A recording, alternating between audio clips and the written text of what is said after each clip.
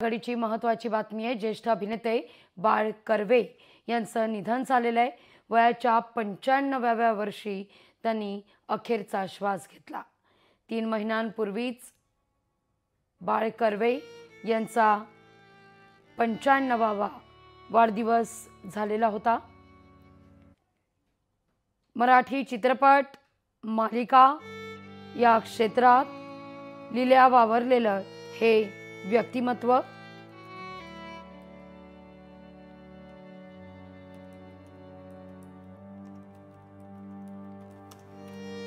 बाळ कर्वे यांचं निधन झालेलं आहे। ज्येष्ठ अभिनेते, मराठी नाट्य आणि चित्रपट अभिनेते, दूरदर्शनवरील खरं तर चिमणराव गुंड्याभाऊ ही मालिका बाळ कर्वे यांची विशेषत्वानं खरं तर गाजली। चिमणराव मधील गुंड्याभाऊ हीच बाळ कर्वे यांची ओळख अशी गाजलेली खरं तर अजरामर अशी बाळ कर्वे यांची ही भूमिका।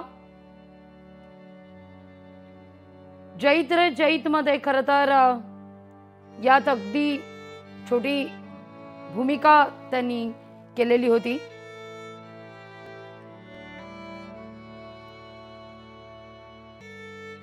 त्यानंतर मात्र बाळ कर्वे यांनी कधी मागे वळून पाहिलंच नाही।